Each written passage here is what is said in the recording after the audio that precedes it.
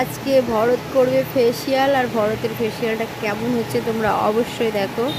তো এইদিকে ভরতের হাতের ছিল, আর ভরত বলছিল কি করছো পিসি তুমি এটা। ভরত তো প্রচুর লজ্জা করে, আর এইদিকে দেখো বাবা নাটক করছিল কি করে।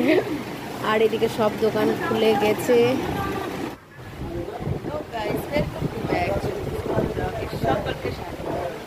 তো আমার ব্লগটা আজকে আমি পার্লার থেকে শুরু করছি, আমার সারাদিনে কী কী করি তোমাদেরকে সব শেয়ার করবো। আর আজকে আমি তাড়াতাড়ি চলে এসেছি দোকানে, এখন বাজে 10টা, দিদি বেড়ে গেছে তার জন্য সকাল সকাল চলে এসেছি। তো সঙ্গে থাকো, পাশে থেকো, আমার সম্পূর্ণ ব্লগটা অবশ্যই দেখবো। তো এইদিকে দেখো সকাল সকাল চলে এসেছি বলে বাপ বেটা দুজন মিলে রাগাচ্ছে কি বাড়িতে কি ঝগড়া হয়েছে তোমার পিসির সঙ্গে, তার জন্য তাড়াতাড়ি চলে এসো। আর এদিকে সব দোকান বন্ধ দেখতে পেয়েছো।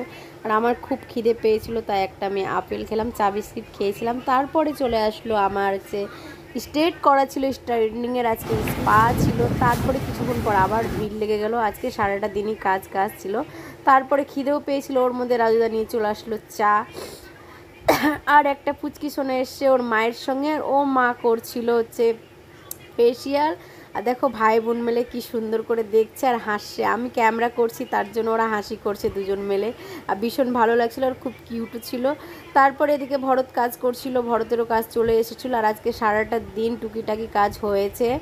আর সামনে তো পুজো, এখন তো স্ট্রেটনিং, হেয়ার কাট এগুলো শুরু হয়ে গেছে, হেয়ার কালার সবই হচ্ছে। তো ওর মধ্যে আমরা একটু মজাও করলাম, ভিডিও করলাম। আর মানে কিছুদিন ধরে তো মানে ভিডিও করাও যাবে না, যেহেতু কাজের চাপ পড়ে যাবে। এদিকে সন্ধ্যাবাতি হয়ে গেল, আর সত্যি বলছি আমাকে আজকে ভালো লাগছিল না সন্ধ্যাবেলা, জানি না কেন আমার মনটা প্রচুর খারাপ হয়ে গেছিলো। তাই কিছুক্ষণ পরে আমি কিন্তু বাড়ি চলে এসেছিলাম, আর একদমই ভালো লাগছিল না। তো কেমন ব্লগটা লাগলো সবাই কমেন্টে জানাবে। Tata, bye bye.